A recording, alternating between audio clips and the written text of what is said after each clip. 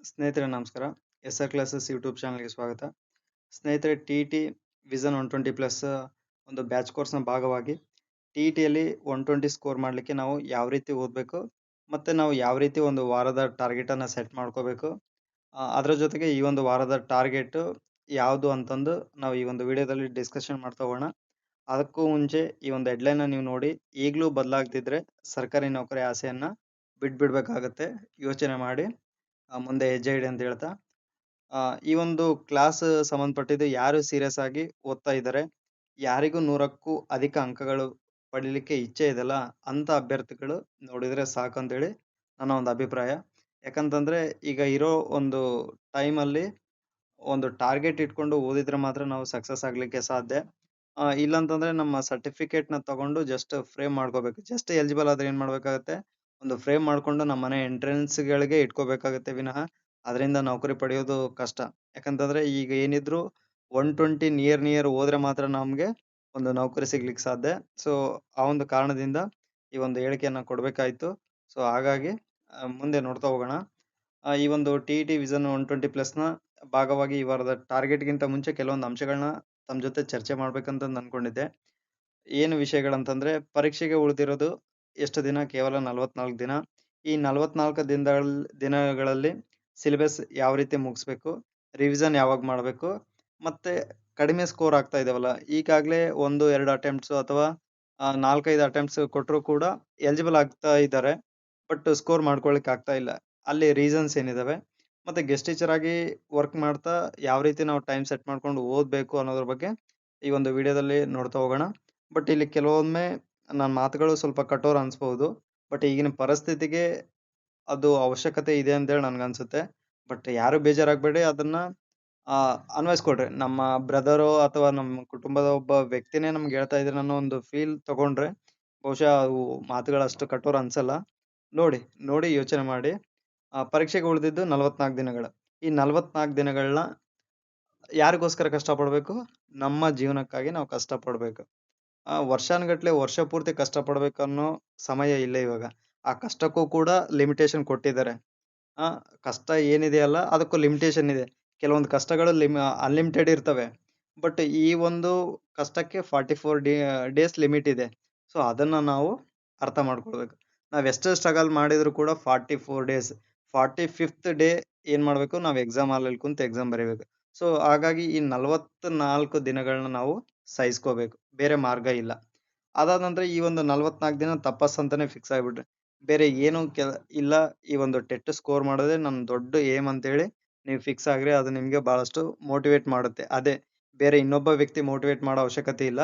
ನಿಮ್ಗೆ ನೀವೇ ಫಿಕ್ಸ್ ಆಗಿ ಈ 44 ದಿನ ನಾನು ಟಿ.ಇ.ಟಿಗೋಸ್ಕರನೇ ಸ್ಟ್ರಗಲ್ ಮಾಡ್ಬೇಕಂತೇಳಿ ತಿಳ್ಕೊಳ್ರಿ. ಯಾಕಂತಂದ್ರೆ ಇದು ಒಂದು ಒಳ್ಳೆ ಅಪರ್ಚುನಿಟಿ. ಈ ನೋಟಿಫಿಕೇಶನ್ ಆಗಿತ್ತಂದ್ರೆ ಎಷ್ಟೋ ಜನ ಹೊರಗುಳಿತಾ ಇದ್ರು. ಯಾಕಂತಂದ್ರೆ ಕಡಿಮೆ ಸ್ಕೋರ್ ಆಗಿರೋದು ಒಂದು, ಎಷ್ಟೋ ಜನ ಎಲಿಜಿಬಲ್ ಆಗಿಲ್ಲ. ಈಗ ಅಂಥವ್ರೆಲ್ಲರಿಗೂ ಕೂಡ ಈ ಒಂದು ಅವಕಾಶ, ಸುವರ್ಣ ಅವಕಾಶ ಅಂತಾನೆ ಹೇಳ್ತೀವಿ. ಈಗೇನಾದ್ರು ಕ್ಲಿಕ್ ಆಗಿ ಸ್ಕೋರ್ ಮಾಡ್ಕೊಂಡ್ರು ಅಂತಂದ್ರೆ, ಅಲ್ಲಿ ಬರೋ ಲಿಸ್ಟಲ್ಲಿ ಒಂದು ಹೆಸರನ್ನ ನಾವು ಕೂಡಿಸ್ಬೋದು. ಸೊ, ಹಾಗಾಗಿ ಇದೊಂದು ಸುವರ್ಣ ಅವಕಾಶ. ಈ 44 ದಿನ ಬಿಟ್ರಿ ಅಂತಂದ್ರೆ, ಮುಂದೆ ನೀವು ಎಷ್ಟು ಯೋಚನೆ ಮಾಡಿದ್ರು ಕೂಡ ಇನ್ನು 3 ರಿಂದ 4 ವರ್ಷ ಕಾಯಲೇಬೇಕಾಗತ್ತೆ. ಸೊ, ಆ ಒಂದು ಕಾರಣಕ್ಕೆ ಈ 44 ದಿನಗಳು ನೀವು ತಪಸ್ಸು ಮಾಡ್ಲೇಬೇಕು. ಅದಕ್ಕೂ ಇದು ನಿಮ್ಗೆ ಇನ್ನರ್ ಮೋಟಿವೇಶನ್ ಯಾವ ರೀತಿ ಸಿಗ್ಬೇಕಂತಂದ್ರೆ, ನೀವು ಎಲ್ಲಿ ಅಡ್ಡಾಡ್ತೀರಾ ಅಥವಾ ನಿಮ್ಮ ಸ್ಟಡಿ ರೂಮ್‌ನ ಹಾಳಿಗಳಲ್ಲಿ ಸಿಗೋದು ಕಷ್ಟ. ಅಟ್‌ಲೀಸ್ಟ್ ನೀವು ಜಾಸ್ತಿ ಅಡ್ಡಾಡೋ ಒಂದು ದಾರಿಯಲ್ಲಿ ಗೋಡೆಗೆ ಡೈಲಿ ಒಂದು ನಂಬರ್ ಬರಿತಾ ಹೋಗ್ರಿ. ಈ ನಾಳೆ 44 ಅಂತೇಳಿ ಬರಿಬೇಕು. ನಾಡಿದ್ದು 43 ಅಂದ್ರೆ ಡೇ ಬೈ ಡೇ ಚೇಂಜ್ ಮಾಡ್ತಾ ಹೋಗಿ. ಇಲ್ಲ ಕ್ಯಾಲೆಂಡರ್ ಸಿಕ್ತು ಅಂತಂದ್ರೆ ಕ್ಯಾಲೆಂಡರಲ್ಲಾದ್ರೂ ಬರೀರಿ. ಇಲ್ಲ ನಿಮ್ ನೋಟ್‌ಬುಕ್ ಅಲ್ಲಿ ಆದ್ರೂ ಕೂಡ ಡೈಲಿ ಒಂದೊಂದ್ ಡೇನ ನೀವು ಕಳೀತಾ ಹೋಗ್ಬೇಕು. ಸೊ, ಆಗ ನಿಮ್ಗೆ ಭಯ ಆರಂಭ ಆಗುತ್ತೆ. ಅಂದ್ರೆ ಒತ್ತಡ ಶುರು ಆಗ್ತಾ ಹೋಗುತ್ತೆ. ಯಾವಾಗ ಒತ್ತಡ ಆರಂಭ ಆಗುತ್ತೆ, ಅವಾಗ ಅನಿವಾರ್ಯ ಓದ್ಲೇಬೇಕಾದ ಪರಿಸ್ಥಿತಿ ಬರುತ್ತೆ. ಸೊ, ಈ ಒಂದು ಆಹ್, ಒಂದು ಆಕ್ಟಿವಿಟಿನ ಫಾಲೋ ಅಪ್ ಮಾಡಿ. ಇದು ಬಹಳಷ್ಟು ಹೆಲ್ಪ್ ಮಾಡುತ್ತೆ. ಅದು ನನಗೂ ಕೂಡ ಜಿ.ಪಿ.ಎಸ್.ಟಿ ಟೈಮಲ್ಲಿ ಬಹಳಷ್ಟು ಚೆನ್ನಾಗಿ ವರ್ಕ್ ಮಾಡಿದೆ ಈ ಒಂದು ಕಾನ್ಸೆಪ್ಟ್. ನಾನು ಡೈಲಿ ಬರ್ಕೊಳ್ತಾ ಇದ್ದೆ. ನೋಟ್ಸಲ್ಲಿ ಬರಿತಾ ಇದ್ದೆ. ನನ್ನ ಲೈಬ್ರರಿ ನನಗೆ ಕಾಣಿಸೋ ತರನೇ ದೊಡ್ಡದಾಗಿ ಬರ್ದಾಕ್ತಾ ಇದ್ದೆ. ಸೊ, ಆಗ ನನ್ಗೆ ಇರೋ ಟೈಮ್ ಪ್ರತಿದಿನ ಗುರ್ತು ಬರೋದು. ಇಷ್ಟೇ ದಿನದಲ್ಲೇ ನಾನು ಇಷ್ಟು ಸಿಲೆಬಸ್ ಮುಗಿಸೋದಿದೆ ಅಂತ. ಸೊ, ಅದು ಬಹಳಷ್ಟು ಹೆಲ್ಪ್ ಮಾಡುತ್ತೆ. ಹಾಗಾಗಿ ನೀವು ಗೋಡೆ ಮೇಲೆ ಆದ್ರೂ ಬರೀರಿ, ನೋಟ್‌ಬುಕ್ ಅಲ್ಲಾದ್ರೂ ಬರೀರಿ. ಅಥವಾ ಕ್ಯಾಲೆಂಡರ್ ಆದ್ರೂ ಬರ್ದು ಡೈಲಿ ಒಂದಿನ ಕಳೀತಾ ಹೋಗ್ರಿ. ಅದಾದ ನಂತರ ಓದೋ ಸಮಯದಲ್ಲಿ ಸಾಧ್ಯ ಆದಷ್ಟು ಮೊಬೈಲ್ಗೆ ವಿಶ್ರಾಂತಿ ನೀಡಿ. ಯಾಕಂದ್ರೆ ಮೊಬೈಲ್ಗೆ ನೀವು ವಿಶ್ರಾಂತಿ ನೀಡಲ್ಲ, ಅದು ನಿಮ್ಮನ್ನ ವಿಶ್ರಾಂತಿ ಕೊಡಿ ಅಂತೇಳಿ ಕೇಳೋ ಪರಿಸ್ಥಿತಿಗೆ ಬಂದಿರೋ ತರ ಇರುತ್ತೆ. ಸೊ ಹಾಗಾಗಿ ದಯವಿಟ್ಟು ಓದೋ ಟೈಮಲ್ಲಿ ಈ 44 ಡೇಸ್ ಬಗ್ಗೆ ಮಾತ್ರ ನಾನು ಮಾತಾಡ್ತಾ ಇದ್ದೀನಿ. ಸೊ ಹಾಗಾಗಿ ಈ 44 ಡೇಸ್ ಅದಕ್ಕೆ ಸ್ವಲ್ಪ ವಿರಾಮ ಕೊಡ್ರಿ ಅಂತೇಳಿ ನಾನು ಹೇಳ್ತೀನಿ. ಅದಾದ ನಂತರ ಸಿಲೆಬಸ್ನ ಮುಗಿಸೋದೇನು, ಇದು ಮುಗಿತದು ಜನರಲ್ ಟಾಪಿಕ್. ಈಗ ಸಿಲೆಬಸ್ನ ಯಾವ ರೀತಿ ಮುಗಿಸ್ಬೇಕು ಅನ್ನೋದ್ರ ಬಗ್ಗೆ ನಾವು ಡಿಸ್ಕಷನ್ ಮಾಡೋಣ. ಮೊದಲಿಗೆ ಈ 44 ಡೇಸನ್ನ 2 ಭಾಗ ಮಾಡ್ರಿ. ಸಮಾನಾಂತರ ಭಾಗ ಅಂತ ಹೇಳ್ತಾ ಇಲ್ಲ, ಒಂದು ಓದಲಿಕ್ಕೆ, ಇನ್ನೊಂದು ರಿವಿಷನ್ಗೆ. ಈ ರೀತಿ ನೀವು 2 ಭಾಗಗಳು ಮಾಡ್ರಿ. 2 ಭಾಗಗಳಲ್ಲಿ ಅಂದ್ರೆ ಫಾರ್ ಎಕ್ಸಾಂಪಲ್ ನಾನೀಗ ಟಾರ್ಗೆಟ್ ಕೊಡಬೇಕು ಅಂತೇಳಿ ಡಿಸೈಡ್ ಆಗಿರೋದು ಜಸ್ಟ್ ಸೋಷಿಯಲ್ ಸೈನ್ಸ್ಗೆ ಆಗಿರ್ಬೋದು ಅಥವಾ ಬೇರೆ ವಿಷಯಕ್ಕಾಗಿರ್ಬೋದು. ಆ ಟಾರ್ಗೆಟ್ ಕೊಡ್ಬೇಕಂತೇಳಿ ನಾನು ಡಿಸೈಡ್ ಆದಾಗ ನಾನು 2 ಪಾರ್ಟ್ಸ್ ಮಾಡಿದ್ದೆ. ಏನಂತಂದು, ಒಂದು 25 ಡೇಸ್ದು ಫಸ್ಟ್ ಸ್ಲಾಟ್. ಈ 25 ಡೇಸ್ ಫಸ್ಟ್ ಪಾರ್ಟ್ ಅಲ್ಲಿ ಯಾವ ರೀತಿ ಇರುತ್ತಪ್ಪ ಅಂತಂದ್ರೆ ಬರೀ ಸ್ಟಡಿ. ಅದು ಸ್ಟಡಿ ಯಾವ ರೀತಿ ಇರುತ್ತೆ, ಕ್ವಾಲಿಟಿಯಾಗಿ ಕ್ವಾಲಿಟಿ ಸ್ಟಡಿಗೆ ಗಮನವನ್ನ ಕೊಡಬೇಕಾಗತ್ತೆ. ಸೊ ಹಾಗಾಗಿ ಈ 25 ಡೇಸ್ ಒಂದು ಪಾರ್ಟ್ ಆಗುತ್ತೆ. ಅದಾದ ನಂತರ ಆ 25 ಡೇಸ್ ಏನು ಆಗುತ್ತಲ್ಲ, ಆ 25 ಡೇಸ್ ನಂತರ ರಿಮೈನಿಂಗ್ 19 ಡೇಸ್ ಏನಾಗುತ್ತೆ, ಓದ್ಲಿ ರಿವಿಷನ್ಗೆ ಅವಕಾಶ ಆಗುತ್ತೆ. ಈಗ 25 ಡೇಸ್ ಫಸ್ಟ್ ಸ್ಲಾಟ್ ಅಲ್ಲಿ ನಾವು ಏನನ್ನು ಓದಬೇಕು, ರಿವಿಷನ್ ಜೊತೆಗೆ ಬೇರೆ ಯಾವ ಸಬ್ಜೆಕ್ಟ್ ಓದ್ಬೇಕು ಅನ್ನೋದನ್ನ ನಾವು 2 ರೀತಿ ಡಿವೈಡ್ ಮಾಡ್ಕೋಬೇಕಾಗುತ್ತೆ. ಅದು ಒಂದ್ ವೇಳೆ ಸೈನ್ಸ್ ಅವ್ರಿಗಿದ್ರೆ ನಾನು ಮತ್ತೆ ನೆಕ್ಸ್ಟ್ ವಿಡಿಯೋದಲ್ಲಿ ಹೇಳ್ತಾ ಹೋಗ್ತೀನಿ. ಬಟ್ ಇದೊಂದು ಜನರಲ್ ವಿಡಿಯೋ ಅಂತಾನೆ ಸೈನ್ಸ್ ಮ್ಯಾಥ್ಸ್ PST ಅವರು ವಿತ್ ಸೋಷಿಯಲ್ ಸೈನ್ಸ್ ಎಲ್ಲರೂ ನೋಡ್ಬೋದು. ಲಾಸ್ಟ್ ಕೊನೆಗೆ ಮಾತ್ರ ಸೋಷಿಯಲ್ ಸೈನ್ಸ್ಗೆ ನಾನು ಜಸ್ಟ್ ಮಾಡಲ್ ಆಗಿ ಹೇಳ್ತಾ ಹೋಗ್ತೀನಿ. ಇದರಲ್ಲಿ ಯಾವ ರೀತಿ ಇರುತ್ತೆ ಅಂತಂದ್ರೆ ನಿಮ್ಗೆ ಗೊತ್ತಾಗುತ್ತೆ. ಸೊ ಈ ರೀತಿ 2 ಪಾರ್ಟ್ ಮಾಡಿದಾಗ ಏನಾಗುತ್ತೆ ಅಂತಂದ್ರೆ ನಿಮ್ಗೆ ರಿವಿಷನ್ಗೂ ಪ್ಲಸ್ ಇದಕ್ಕೂ 2ಕ್ಕೂ ಕೂಡ ಅವಕಾಶ ಸಿಗ್ತಾ ಹೋಗುತ್ತೆ. ಸೊ ಹಾಗಾಗಿ 2 ಪಾರ್ಟ್ ಮಾಡಿ ನಿಮ್ಗೆ ಅನುಕೂಲ. ಸರ್ 25 ಡೇಸ್ ಅಲ್ಲೇ ನಮ್ಗೆ ಮುಗ್ಸಕ್ ಆಗಲ್ಲ ಅಂತೇಳಿ ಅನ್ಕೊಂಡ್ರೆ 30 ಡೇಸ್ಗೆ ನೀವು ಒಂದು ಸ್ಲಾಟ್ ಮಾಡ್ಕೊಂಡು ಅದಾದ ನಂತರ ಉಳಿದಿರೋ 14 ಡೇಸ್ಗೆ ರಿವಿಷನ್ಗೆ ಇಟ್ಕೋಬಹುದು. ಸೊ ನಿಮ್ಗೆ ಎಷ್ಟು ಬೇಗ ಮುಗ್ಸಕ್ ಸಾಧ್ಯ ಆಗುತ್ತೋ ಅಷ್ಟು ಬೇಗ ನೀವು ಈ ರೀತಿ ಡಿವೈಡ್ ಮಾಡ್ಕೊಳ್ರಿ. ಅದು ಇವತ್ತೇ ಫೈನಲ್ ಮಾಡ್ಕೋಬೇಕು ನೀವು. ಇವತ್ತು ಫೈನಲ್ ಮಾಡ್ಕೊಂಡ್ರೆ ನಾಳೆಯಿಂದ ನೀವು ಸ್ಟಡಿ ಸ್ಟಾರ್ಟ್ ಮಾಡ್ಲೇಬೇಕು. ನಾಳೆ ಬೆಳಗ್ಗೆ 5 ಗಂಟೆಗೆ ಹೇಳೋರು 5 ಗಂಟೆಗೆ ಎದ್ದು ನೀವು ಸ್ಟಾರ್ಟ್ ಮಾಡ್ಬೇಕು, ಇಲ್ಲ ಸಂಜೆ ಓದೋರು ಹೆಂಗಾದ್ರೂ ಸ್ಟಾರ್ಟ್ ಮಾಡ್ಕೊಳ್ಳಿ. ಬಟ್ ಸ್ಟಾರ್ಟ್ ಮಾಡ್ಕೊಳ್ಳೋದಂತೂ ಅನಿವಾರ್ಯ. ಓಕೆನಾ? ಸೊ ಈಗ ಈ 2 ಭಾಗಗಳನ್ನ ಮಾಡಿದ ನಂತರ ಇಲ್ಲಿ ನೀವು ಕ್ವಾಲಿಟಿ ಸ್ಟಡಿಗೆ ಗಮನ ಕೊಡ್ಬೇಕು. ಅಂದ್ರೆ ಬುಕ್ ಏನೋ ಸುಮಾರು ಒಂದು 5-6 ಗಂಟೆ ಜೊತೆಗಿರುತ್ತೆ, ಆದ್ರೆ ಓದಿರೋದು ಮಾತ್ರ 1 ಗಂಟೆ ಓದಿದ್ ಮಾತ್ರ ನೆನಪಿರುತ್ತೆ ಅಂತಂದ್ರೆ ನೀವು ಎಷ್ಟು ಟೈಮ್ ಕೊಟ್ರು ಕೂಡ ವ್ಯರ್ಥ. ಸೊ ಹಾಗಾಗಿ ಫಸ್ಟ್ ನೀವು ಮೊಬೈಲ್ನ ದೂರ ಇಟ್ಟು ನೀವು ಓದೋದ್ರ ಕಡೆ ಕುಂತೀರಿ ಅಂತಂದ್ರೆ, ಮೊಬೈಲ್ ಯೂಸ್ ಮಾಡಬೇಡಿ ಅಂತ ಹೇಳಲ್ಲ, ಬಟ್ ಸ್ವಲ್ಪ ದೂರ ಇಡಿ ಓದೋ ಟೈಮಲ್ಲಿ. ಓದಾದ ನಂತರ ಅಥವಾ ಬೇರೆ ಬೇರೆ ವರ್ಕಲ್ಲಿ ಮಾಡ್ಬೇಕಾದ್ರೆ ನೀವು ಮೊಬೈಲ್ ಯೂಸ್ ಮಾಡ್ಬೋದು, ಕ್ಲಾಸಸ್ ಕೇಳ್ಬೋದು, ಅದು ನಿಮ್ಗಳಿಗೆ ಬಿಟ್ಟಿರ್ತದೆ. ಸೊ ಬುಕ್ ಹಿಡ್ಕೊಂಡಾಗ ಅದು ನಿಮ್ಗೆ ಕೈಗೆ అందಲಾರ್ದಷ್ಟು ದೂರ ಅದನ್ನ ಏರೋಪ್ಲೇನ್ ಹತ್ಸಿ ಕಳಿಸ್ಬಿಟ್ರಿ ಸ್ವಲ್ಪ ಹೊತ್ತು. ಸೊ ಅದಾದ್ಮೇಲೆ ಅದನ್ನ ನೀವು ತಗೊಳ್ಬಹುದು. ಅದಾದ ನಂತರ ಇಲ್ಲಿ ಉಳಿದ ದಿನಗಳು ಅಂದ್ರೆ ಫಸ್ಟ್ ಕ್ವಾಲಿಟಿ ಸ್ಟಡಿ ಏನಾಗುತ್ತಾ 25 ಡೇಸ್ ಅಥವಾ 30 ಡೇಸ್. 20 ಡೇಸ್ ಒಳಗೆ ಸಿಲೆಬಸ್ ಮುಗ್ಸಕ್ಕಾಗಲ್ಲ. ಸೈನ್ಸ್ ಮ್ಯಾಥ್ಸ್ ಅವರು ಮುಗ್ಸಕ್ಕಾಗಲ್ಲ, ಪೇಪರ್ 1 ಅವರು ಆಗಲ್ಲ, ಸೋಷಿಯಲ್ ಸ್ಟಡೀಸ್ ಅವರು ಆಗಲ್ಲ. ಸೊ ಹಾಗಾಗಿ 25 ಆರ್ 30 ಡೇಸ್ ಒಳಗಡೆನೆ ನೀವು ಡಿವೈಡ್ ಮಾಡ್ಕೋಬೇಕು. ಉಳಿದಿರೋ ದಿನಗಳನ್ನ ನೀವು ರಿವಿಷನ್ಗೆ ಟೈಮ್ ಅಂತೂ ಕೊಡ್ಲೇಬೇಕು. ಅದಾದ ನಂತರ ಕಡಿಮೆ ಸ್ಕೋರ್ ಆಗ್ಲಿಕ್ಕೆ ಕಾರಣ ಏನು ಕಾರಣ? ಮೊದಲನೇದು ಓವರ್ ಕಾನ್ಫಿಡೆನ್ಸ್. ನಾ ಇಷ್ಟು ದಿನ ಪಾಠ ಮಾಡಿದ್ದೀನಿ, 4 ವರ್ಷದಿಂದ ಪಾಠ ಮಾಡಿದ್ದೀನಿ, ಬುಕ್ ಏನ್ ಬದಲಾಗಿಲ್ಲ, ಬುಕ್ಕಲ್ಲಿ ಏನೂ ಇಲ್ಲ, ನಾವು ಓದೋಂಥದ್ದೇನಿಲ್ಲ, ಡೈರೆಕ್ಟ್ ಹೋಗಿ ಅಟೆಂಡ್ ಮಾಡಿ ಬಂದ್ರು ಕೂಡ ಎಲಿಜಿಬಲ್ ಆಗ್ತೀನಿ. ಎಲಿಜಿಬಲ್ ತಗೊಂಡು ಏನ್ ಮಾಡ್ತೀರಾ? ಒಂದ್ಸಲ ಪ್ರಶ್ನೆ ಮಾಡ್ಕೊಳ್ರಿ. 83 ತಗೊಂಡು ಎಲಿಜಿಬಲ್ ಅಥವಾ 90 ತಗೊಂಡು ಎಲಿಜಿಬಲ್ ಆದ್ರೆ ಏನ್ ಮಾಡೋರು ಇದೀರಿ? ಎಕ್ಸಾಮ್ಗೆ ಅಷ್ಟು ಸಾಕಾಗುತ್ತಾ?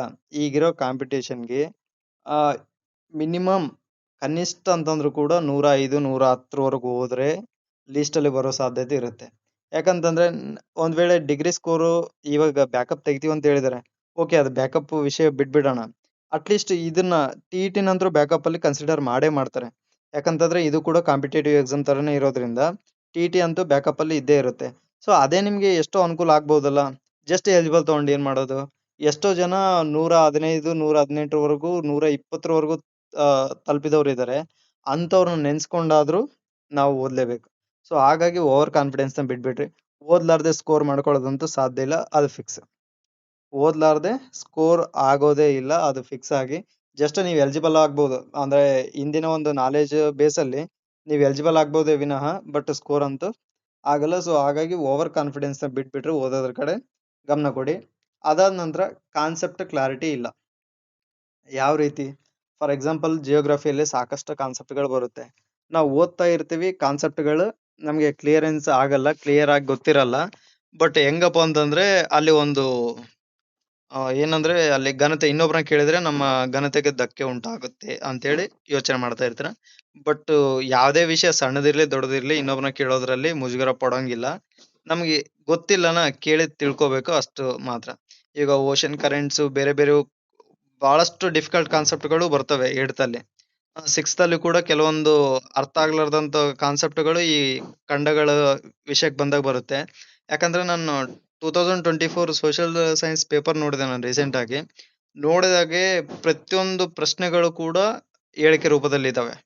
ಆ ಯಾವ ಲೆವೆಲ್ ಇದಾವ ಅಂತಂದ್ರೆ ಊಹೆ ಮಾಡ್ಕೊಳ್ಳಿ. ನಾನು ಆಕ್ಚುಲಿ 24 ಪೇಪರ್ ನೋಡಿರ್ಲಿಲ್ಲ. ರೀಸೆಂಟ್ ಆಗಿ ನೋಡಿದ್ಮೇಲೆ ನನ್ಗೆ ಅರ್ಥ ಆಯ್ತು, ಹೈ ಲೆವೆಲ್ ಆಗಿ ಕೊಡ್ತಾ ಇದ್ದಾರೆ. ಈಗ ಬರೋ ಪೇಪರ್ ಕೂಡ ಅದನ್ನ ಮೀರಿಸುತ್ತೆ ಫಿಕ್ಸ್. ನನ್ನ ಒಂದು ಅಂದಾಜಿನ ಪ್ರಕಾರ ಆವಾಗ ಎಕ್ಸಾಮ್ ಆದ್ಮೇಲೆ ಆ ಲೆವೆಲ್ ಕೊಟ್ಟಿದ್ದಾರೆ ಅಂದ್ರೆ ಇವ ಮುಂದೆ ಎಕ್ಸಾಮ್ ಇಟ್ಕೊಂಡು ಹೆಂಗ್ ಕೊಡದೆ ಇರ್ಲಿಕ್ಕೆ ಸಾಧ್ಯ? ಸೊ ಹಾಗಾಗಿ ಅವ್ರ ಉದ್ದೇಶನೂ ಕೂಡ ಹೈಲಿ ಕ್ವಾಲಿಫೈಡ್ ಟೀಚರ್ಸ್ ಅಂದ್ರೆ ಕ್ವಾಲಿಟಿ ಇರೋ ಟೀಚರ್ಸ್ ನ ನೋಡ್ಬೇಕಂತೇಳಿ ಅವ್ರ ಯೋಚನೆನೂ ಕೂಡ ಇದೆ. ಸೊ ಹಾಗಾಗಿ ಕಾನ್ಸೆಪ್ಟ್ ಕ್ಲಾರಿಟಿ ಇರ್ಲಾರ್ದೆ ಓದ್ಬೇಡ್ರಿ. ಪ್ರತಿಯೊಂದಕ್ಕೂ ಕೂಡ ಕಾನ್ಸೆಪ್ಟ್ ಕ್ಲಾರಿಟಿ ಮಾಡ್ಕೊಂಡೆ ನೀವು ಮುಂದೆ ಓದಿದ್ರೆ ಅದು ನೆನ್ಪುಳಿಯುತ್ತೆ. ನೀವು ಎಕ್ಸಾಮ್ ಯಾವಾಗ ರಿವಿಷನ್ ಟೈಮಲ್ಲಿ ಒಂದ್ ವೇಳೆ ಕಡಿಮೆ ಸಮಯ ಸಿಕ್ಕರೂ ಕೂಡ ಜಸ್ಟ್ ಹೆಡ್ಲೈನ್ ನೋಡಿದ್ರು ಕೂಡ ನಿಮಗೆ ಗೊತ್ತಾಗೋ ತರ ಇರುತ್ತೆ. ಸೊ ಹಾಗಾಗಿ ಕಾನ್ಸೆಪ್ಟ್ ಕ್ಲಾರಿಟಿ ಇರ್ಲಾರ್ದೆ ಓದ್ಬೇಡಿ. ಅದಾದ ನಂತರ ಲ್ಯಾಕ್ ಆಫ್ ಗೈಡೆನ್ಸ್. ಸರ್ ಈ ಒಂದು ಟಿಟಿಗೂ ಕೂಡ ಗೈಡೆನ್ಸ್ ಬೇಕಾ ಅಂತಂದ್ ಕೇಳಿದ್ರೆ ನನ್ಗನ್ಸಿರೋ ಮಟ್ಟಿಗೆ ಅವಶ್ಯವಾಗಿ ಬೇಕಾಗುತ್ತೆ ಅಂತೇಳಿ ಅನ್ಸುತ್ತೆ.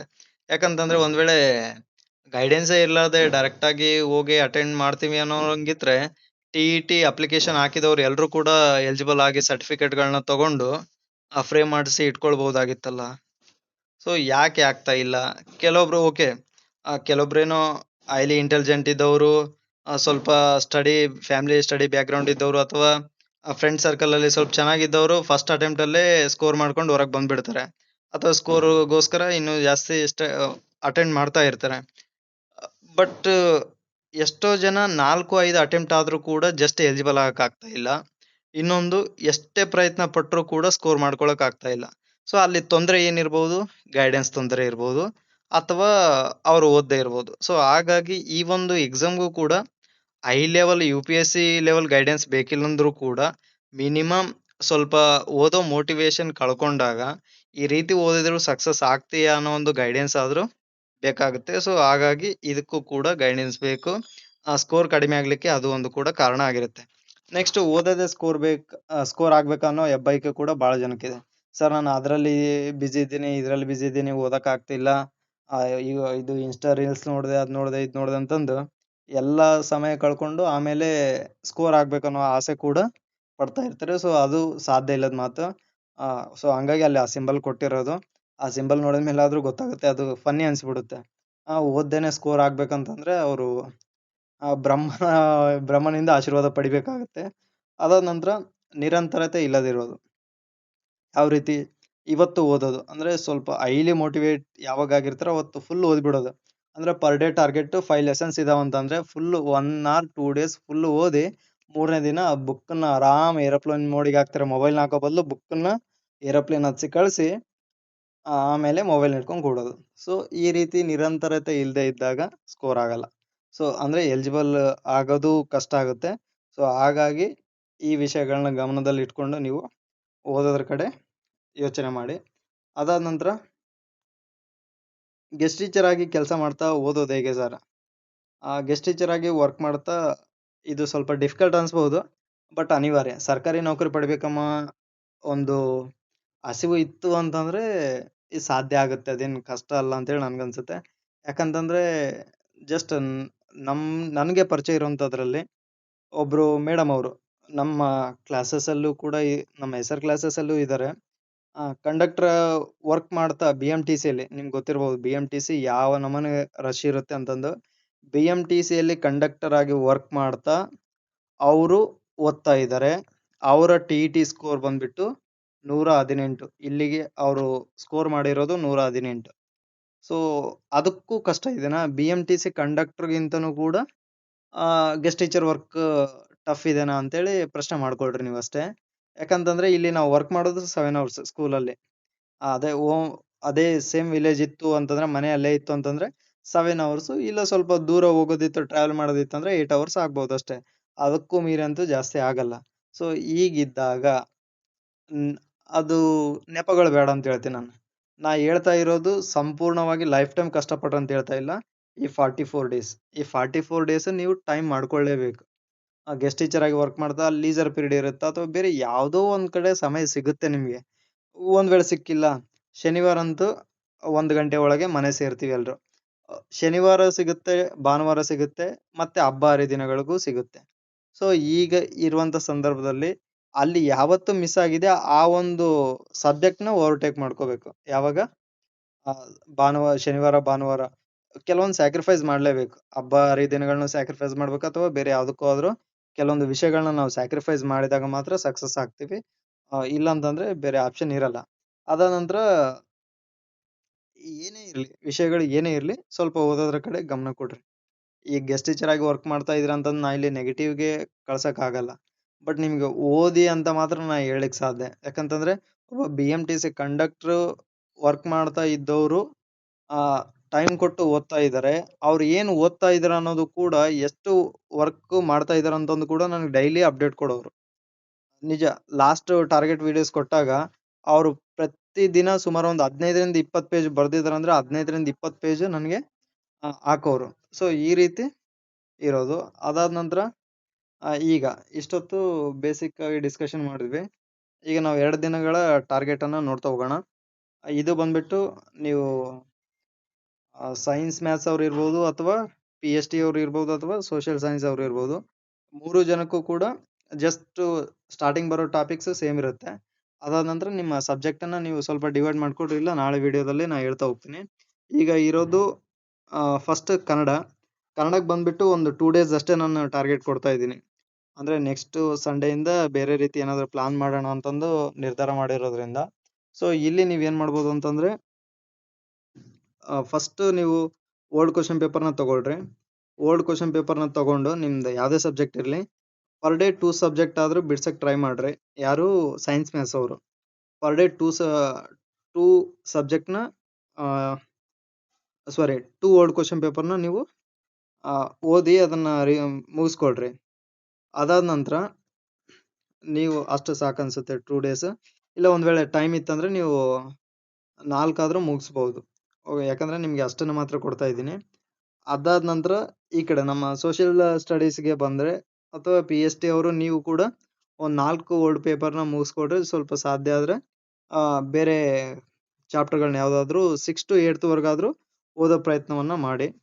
ಅದಾದ ನಂತರ ಸೋಷಿಯಲ್ ಸೈನ್ಸ್ ಅವ್ರು ಬಂದ್ಬಿಟ್ಟು ಟೋಟಲ್ 147 ಲೆಸನ್ಸ್ ಇದಾವೆ. ಈ 147 ಲೆಸನ್ಸ್ ಅಲ್ಲಿ ಸೋಷಿಯಲ್ ಸೈನ್ಸ್ ಬಂದ್ಬಿಟ್ಟು 147 ಲೆಸನ್ಸ್ ಇದಾವೆ. ಆ 147 ಲೆಸನ್ಸ್ ನ 25 ಡೇಸ್ಗೆ ನಾವು ಡಿವೈಡ್ ಮಾಡಿದಾಗ ಅಲ್ಲಿ ಪರ್ ಡೇ ಹೆಚ್ಚು ಕಡಿಮೆ ನಮಗೆ 6 ಲೆಸನ್ಸ್ ಓದ್ಬೇಕಾಗತ್ತೆ. ಸೊ ಈ 6 ಲೆಸನ್ಸ್ ನ ಒಂದ್ ದಿನಕ್ಕೆ ನಾವು ಕಂಪಲ್ಸರಿ ಮುಗಿಸ್ಲೇಬೇಕು. ಸೊ ಅದ್ರ ಕಡೆ ನೀವು ಗಮನ ಕೊಡ್ರಿ. 6 ಲೆಸನ್ಸ್ ಮುಗಿಸೋದೇನು ದೊಡ್ಡದಲ್ಲ. ಅದು ಒಂದು ಲೆಸನ್ ಹೆಚ್ಚು ಕಡಿಮೆ ಅಂದ್ರೆ 6ರಿಂದ 7 ಪೇಜ್ ಇದೆ. ಅದಕ್ಕೂ ಜಾಸ್ತಿ ಇಲ್ಲ. ಈ ಖಂಡಗಳು ವಿಷಯಗಳು ಬಿಟ್ರೆ, 6, 7ನೇ ಕ್ಲಾಸಲ್ಲಿ ಬರೋ ಖಂಡಗಳು ಪಾಠಗಳನ್ನ ಬಿಟ್ರೆ ಯಾವಷ್ಟು ದೊಡ್ಡದಿಲ್ಲ. ಇನ್ನು 7ನೇ ಕ್ಲಾಸಲ್ಲಿ ಮಧ್ಯಯುಗೀನ ಯುರೋಪ್ ಬರುತ್ತೆ. 9ನೇ ಕ್ಲಾಸಲ್ಲಿ ಅದು ಮತ ಸುಧಾರಣೆ ಏನ್ ಬರುತ್ತೆ, ಅಂಥವು ಬಿಟ್ರೆ ಬೇರೆ ಯಾವುದು ಕೂಡ ಜಾಸ್ತಿ ಪೇಜಸ್ ಇಲ್ಲ. ಅದೇನು ಅಷ್ಟು ಡಿಫಿಕಲ್ಟು ಕೂಡ ಇಲ್ಲ. ಅಲ್ಲಿ ಬರೋ ಪಿಕ್ಚರ್ಸ್ ಇಂದ ಪೇಜಸ್ ಜಾಸ್ತಿ ಕಾಣಿಸ್ಬೋದು. ಬಟ್ ಅನಿವಾರ್ಯ ನೀವು ಕಂಪಲ್ಸರಿ ಪ್ರತಿದಿನ 5ರಿಂದ 6 ಪಾಠಗಳನ್ನ ಓದಿದ್ರೆ ಮಾತ್ರ 25 ದಿನದಲ್ಲಿ ಸಿಲೆಬಸ್ ಕವರ್ ಆಗುತ್ತೆ. ಇಲ್ಲಾಂದ್ರೆ ಕವರ್ ಆಗಲ್ಲ. ಸೊ ಈಗ ನಿಮ್ಗೆ ಲೆಸನ್ಸ್ ಹೇಳ್ತೀನಿ, ನೀವು ಬರ್ಕೊಳ್ತಾ ಹೋಗ್ಬೋದು. ಸೋಷಿಯಲ್ ಸೈನ್ಸ್ ಅವರು ಸಮಾಜ ವಿಜ್ಞಾನ ಟಾರ್ಗೆಟ್ ಬಂದ್ಬಿಟ್ಟು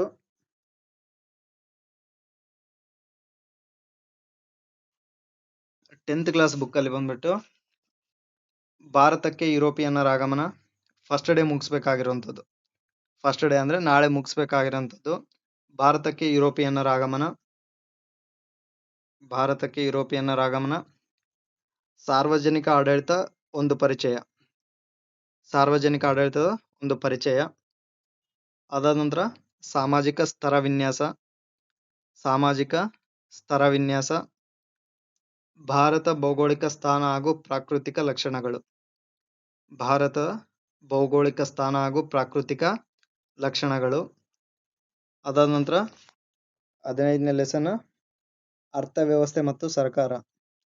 ಅರ್ಥವ್ಯವಸ್ಥೆ ಮತ್ತು ಸರ್ಕಾರ. ಅದಾದ ನಂತರ 16ನೇದ್ದು ಬ್ಯಾಂಕ್ ವ್ಯವಹಾರಗಳು. 16ನೇ ಪಾಠ ಬ್ಯಾಂಕ್ ವ್ಯವಹಾರಗಳು. ಇದು ಫಸ್ಟ್ ದಿನ ಮುಗಿಸ್ಲೇಬೇಕಾಗಿರೋದು, ಅಂದರೆ ನಾಳೆ ನೀವು ಮುಗಿಸ್ಬೇಕಾದಂಥ ಪಾಠಗಳು. ಅದಾದ ನಂತರ 2ನೇ ದಿನ ಅಂದರೆ ನಾಡಿದ್ದು ಶನಿವಾರ ಮುಗಿಸ್ಬೇಕಾಗಿರುವಂಥ ಪಾಠಗಳು ಬ್ರಿಟಿಷ್ ಆಳ್ವಿಕೆಯ ವಿಸ್ತರಣೆ. ಬ್ರಿಟಿಷ್ ಆಳ್ವಿಕೆಯ ವಿಸ್ತರಣೆ. ಬ್ರಿಟಿಷ್ ಆಳ್ವಿಕೆಯ ವಿಸ್ತರಣೆ.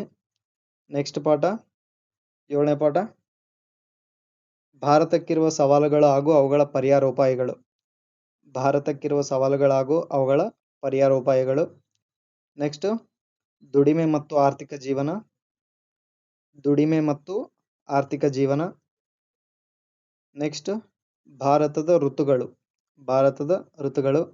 ಈ 10 ಪಾಠಗಳನ್ನು ಟೋಟಲ್ ಆಗಿ 10 ಪಾಠಗಳನ್ನ ಕೊಟ್ಟಿದ್ದೀನಿ. ಈ 10 ಪಾಠಗಳನ್ನ 2 ದಿನದಲ್ಲೇ ಮುಗಿಸ್ಬೇಕು. ಅದರ ಜೊತೆಗೆ ಸಾಧ್ಯ ಆದರೆ ಆಗುತ್ತೆ, ಬೇರೆ ಆಪ್ಷನ್ ಇಲ್ಲ. ಸಾಧ್ಯ ಆದರೆ ಒಂದು ಕ್ವಶನ್ ಪೇಪರ್ನ ಬಿಡಿಸೋ ಪ್ರಯತ್ನ ಮಾಡ್ರಿ, ಅಂದರೆ ಓಲ್ಡ್ ಕ್ವಶನ್ ಪೇಪರ್ನ ಜಸ್ಟ್ ನೀವು ಅದನ್ನ ನೋಡ್ತಾ ಹೋಗಿ ಎಲ್ಲಿಂದ ಪ್ರಶ್ನೆಗಳು ಬಂದಿದೆ ಅಂತೇಳಿ ಗೊತ್ತಾಗುತ್ತೆ. ನಿಮಗೆ ಭಾಳ ಹಿಂದಿನಿಂದು ಸಿಕ್ಕಿಲ್ಲ ಅಂತಂದರೆ ಕೊನೆಗೆ ನೀವು 2019ರಿಂದ ಏನು TET ಪೇಪರ್ಸ್ ಇದಾವಲ್ಲ, ಅಲ್ಲಿಂದ ಸ್ವಲ್ಪ ಪ್ರಶ್ನೆಗಳ ಮಟ್ಟ ಜಾಸ್ತಿ ಸ್ವಲ್ಪ ಡಿಫಿಕಲ್ಟ್ ಆಗ್ತಾ ಬಂದಿದ್ದಾವೆ. ಅಲ್ಲಿಂದ ನೀವು ಕಂಪಲ್ಸರಿ ನೋಡಬೇಕಾಗುತ್ತೆ. 2019ಇಂದ ನೀವು ಪೇಪರ್ಸ್ನ ನೋಡಬೇಕಾಗುತ್ತೆ. ಸೊ ಯಾರು ಕೂಡ ಸ್ಕಿಪ್ ಮಾಡಬೇಡಿ. ಈ ಟಾರ್ಗೆಟ್ನ ಪ್ರಕಾರ ನೀವು ಓದಿರಂತಂದರೆ 25 ಡೇಸಲ್ಲೇ ನೀವು ಸಿಲೆಬಸ್ನ ಮುಗಿಸ್ಬೋದು. ಇಲ್ಲಾಂದರೆ ಮತ್ತೆ ರಿವಿಷನ್ಗೆ ಟೈಮ್ ಇರಲ್ಲ. ಸೊ ಅದರ ಜೊತೆಗೆ ಈ 2 ದಿನ ಟಾರ್ಗೆಟಲ್ಲಿ ಏನು ಫೀಡ್ಬ್ಯಾಕ್ ಬರುತ್ತಲ್ಲ, ಈ ಫೀಡ್ಬ್ಯಾಕನ್ನು ಆಧರಿಸ್ಕೊಂಡು ಯಾರಿಗೆ ಟಾರ್ಗೆಟ್ ಕೊಡಬೇಕು, ಯಾರು ಸಿನ್ಸಿಯರಾಗಿ ಸ್ಟಡಿ ಮಾಡ್ತಾ ಇದ್ದಾರೆ, ಸೊ ಆಮೇಲೆ ನಾನು ಅದ್ರ ಬಗ್ಗೆ ಡಿಸೈಡ್ ಮಾಡಿಕೊಂಡು ಯಾರಿಗೆಲ್ಲ ನಾವು ಕೊಡೋಕ್ಕೆ ಸಾಧ್ಯನೋ ಅಂಥವ್ರಿಗೆ ಮಾತ್ರ ಈ ಟಾರ್ಗೆಟನ್ನು ಕೊಡೋ ಪ್ರಯತ್ನವನ್ನು ಮಾಡ್ತಾ ಹೋಗ್ತೀವಿ. ಸೊ ನನ್ನ ಉದ್ದೇಶ ಎಲ್ಲರೂ ಕೂಡ ಸ್ಟಡಿ ಮಾಡಿ 120+ ನೀವು ಸ್ಕೋರ್ ಮಾಡಿಕೊಂಡ್ರೆ ಮುಂದೆ ಬರೋ ನೋಟಿಫಿಕೇಷನಲ್ಲಿ ನಿಮಗೆ ಒಂದು ಒಳ್ಳೆ ಪ್ಲೇಸ್ ಸಿಗ್ಬೋದು. ಸೊ ಹಾಗಾಗಿ ಇದೊಂದು ಕನ್ಸರ್ನಿಂದ ಹೇಳ್ತಾ ಇದ್ದೀನಿ. ಸೊ ಯೋಚನೆ ಮಾಡಿ ನಿರ್ಧಾರ ಮಾಡಿ ಅಂತ ಹೇಳ್ತಾ ಈ ಒಂದು ವಿಡಿಯೋನ ಇಲ್ಲಿಗೆ ಮುಗಿಸ್ತಾ ಇದ್ದೀನಿ. ಜೈ ಹಿಂದ್.